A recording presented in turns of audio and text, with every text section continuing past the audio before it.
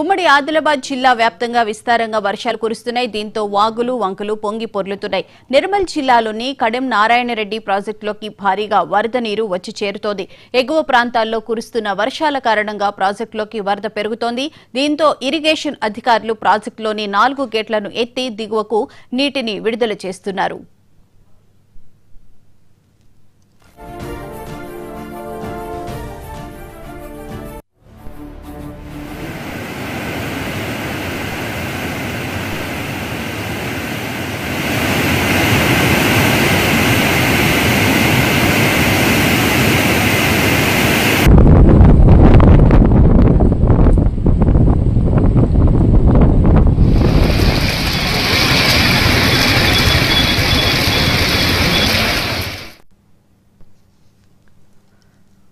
ఉమ్మడి ఆదిలాబాద్ జిల్లాలో విస్తారంగా వర్షాలు కురుస్తున్నాయి. దీంతో వాగులు వంకలు పొంగిపొర్లుతున్నాయి. ఇదే అంశానికి సంబంధించిన పూర్తి వివరాలను మా ప్రతినిధి శ్రీనివాస్ అడిగి తెలుసుకుని. శ్రీనివాస్, చెప్పండి, వాగులు వంకలైతే పొంగి పొర్లుతున్నాయి. ముఖ్యంగా కడెం నారాయణ రెడ్డి ప్రాజెక్టులోకి భారీగా వరద నీరు చేరుతున్న నేపథ్యంలో అధికారులు లోతట్టు ప్రాంతాల ప్రజలను ఏమైనా అప్రమత్తం చేయడం జరిగిందా? ఎలాంటి చర్యలు తీసుకుంటున్నారు?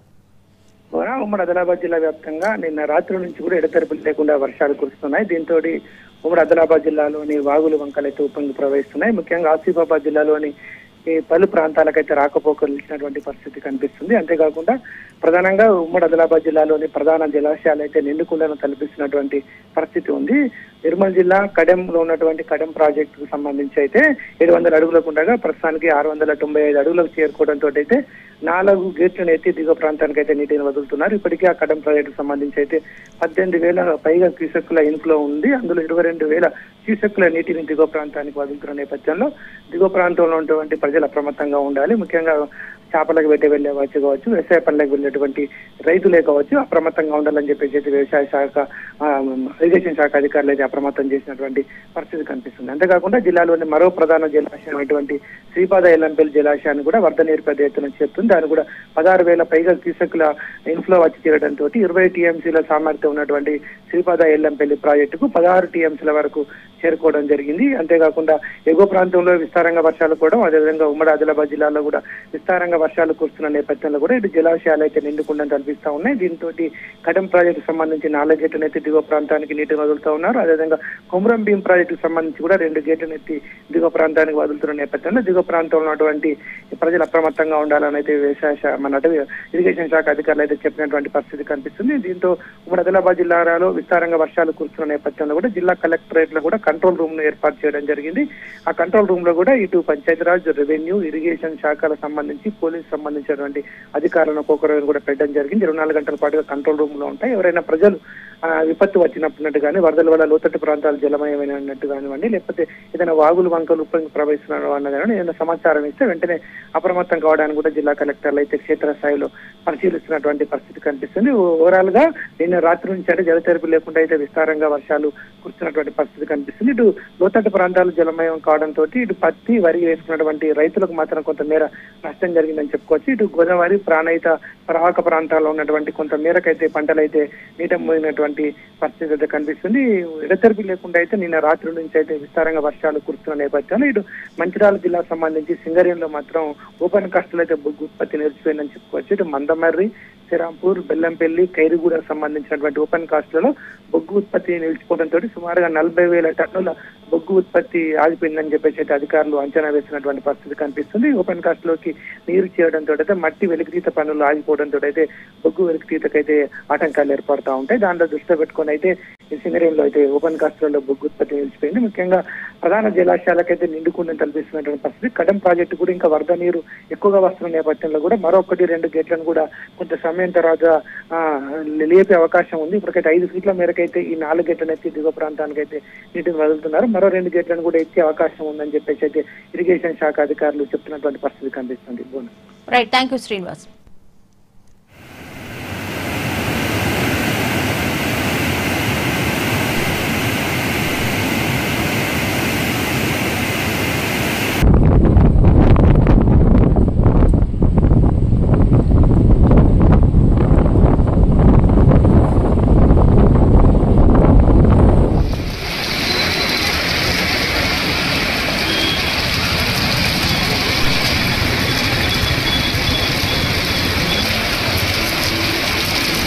ఎంత ఖతర్నాక్ వస్తుంది.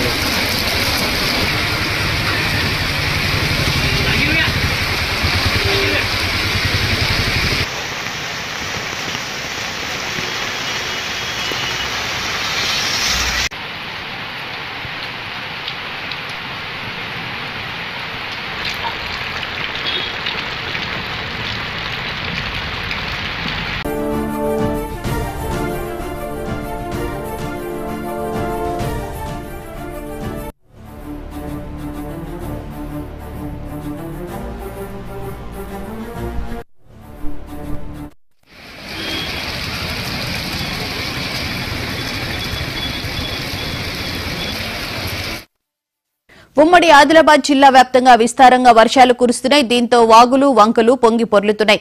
నిర్మల్ జిల్లాలోని కడిం నారాయణరెడ్డి ప్రాజెక్టులోకి భారీగా వరద నీరు వచ్చి చేరుతోంది. ఎగువ ప్రాంతాల్లో కురుస్తున్న వర్షాల కారణంగా ప్రాజెక్టులోకి వరద పెరుగుతోంది. దీంతో ఇరిగేషన్ అధికారులు ప్రాజెక్టులోని 4 గేట్లను ఎత్తి దిగువకు నీటిని విడుదల చేస్తున్నారు.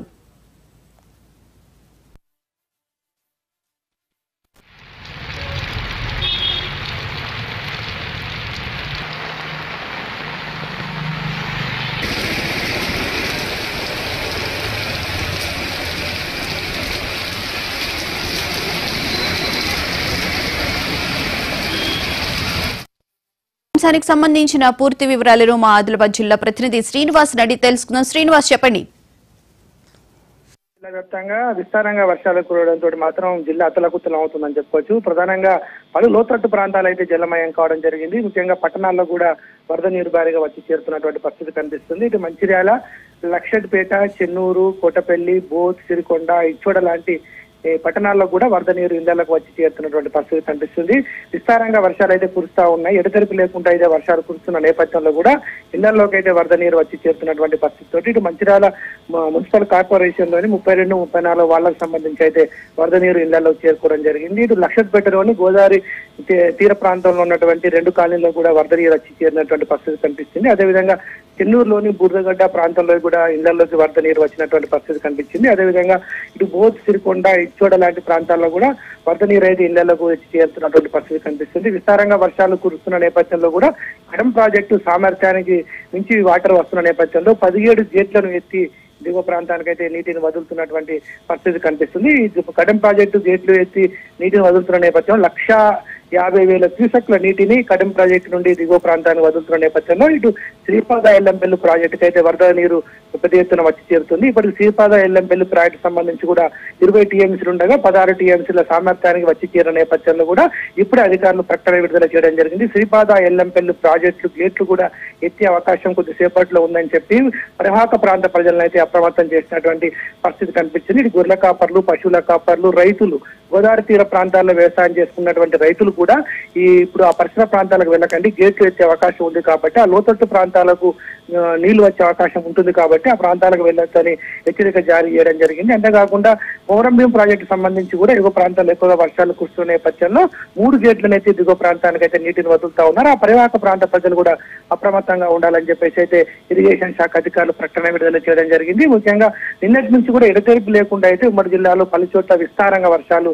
కురుస్తున్న నేపథ్యంలో కూడా ఇది పట్టణ ప్రాంతాల్లో కూడా జలమయం, కొన్ని లోతట్టు ప్రాంతాలు జలమయం కావడం, అదేవిధంగా జలాశయాలకు పెద్ద ఎత్తున వరద నీరు వచ్చి చేరుతున్న నేపథ్యంలో కూడా జలాశయాలు నిండుకుండను కనిపిస్తున్నటువంటి పరిస్థితి కనిపిస్తుంది. కొన్ని జలాశయాలకు సంబంధించి అయితే గేట్లను ఎత్తి దిగువ ప్రాంతానికి అయితే వదులుతున్న పరిస్థితి కనిపిస్తుంది. గోదావరి ప్రవాహక ప్రాంత ప్రజలు అప్రమత్తంగా ఉండాలని చెప్తున్నారు. ముఖ్యంగా ఎగువ ప్రాంతంలో కురుస్తున్న వర్షాలతోటి పెనుగంగా ప్రాణహిత నది కూడా పెద్ద ఎత్తున వరద నీరు వచ్చి చేరుతున్న నేపథ్యంలో ఆ ప్రవాహక ప్రాంత ప్రజలు కూడా అప్రమత్తంగా ఉండాలని చెప్పేసి అయితే కలెక్టర్లు చెప్తున్నటువంటి పరిస్థితి కనిపిస్తుంది. మరోపక్క విస్తారంగా కురుస్తున్న వర్షాలకు ఇటు సింగరేణి ప్రాంతంలో మాత్రం ఇటు మన్నమర్రి, శ్రీరాంపూర్, బెల్లంపల్లి, ఖైరుగూడ ప్రాంతంలో ఉన్నటువంటి ఓపెన్ కాస్ట్ గనుల్లో మాత్రం బొగ్గు ఉత్పత్తి ఫస్ట్ షిఫ్ట్, సెకండ్ షిఫ్ట్ 2 షిఫ్ట్లలో కూడా నిలిచిపోవడంతో సుమారుగా 40 నుంచి 60 వేల టన్నుల బొగ్గు ఉత్పత్తికి అయితే ఆటంకం కలిగిందని చెప్పేసి అయితే సింగరేణి అధికారులు అంచనా వేస్తా ఉన్నారు. మరి ఈ రోజు నైట్ షిఫ్ట్, రేపటి ఉదయం షిఫ్ట్ వరకు కూడా బొగ్గుత్పత్తికి ఆటంకం కలిగే అవకాశం ఉంది. పెద్ద ఎత్తున వరద నీరు కూడా ఓపెన్ కాస్ట్ గనుల పరిసర ప్రాంతాల్లోకి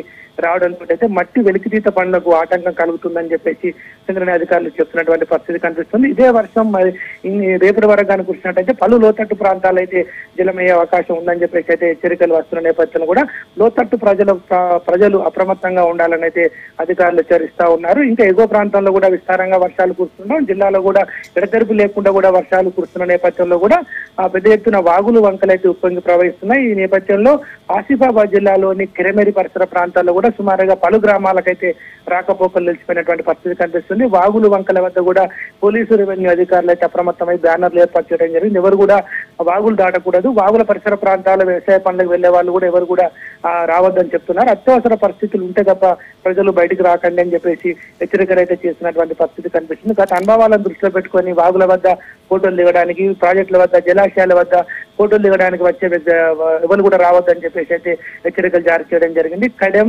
శ్రీపాద ఎల్లంపల్లి ప్రాజెక్టు వద్ద కూడా పోలీసులను ఆడ ఉంచడం జరిగింది. ఎవరు కూడా ప్రాంతాలకు వెళ్ళకూడదు, ఫోటోలు దిగడానికి ఇతరత్ర ఆ ప్రాంతాలకు వెళ్ళి ప్రాణాల మీద తెచ్చుకోకూడదని చెప్పేసి అయితే అధికారులు హెచ్చరికలు జారీ చేస్తున్నటువంటి పరిస్థితి జిల్లాలో కనిపిస్తుంది. బోనా. Right, thank you Srinivas.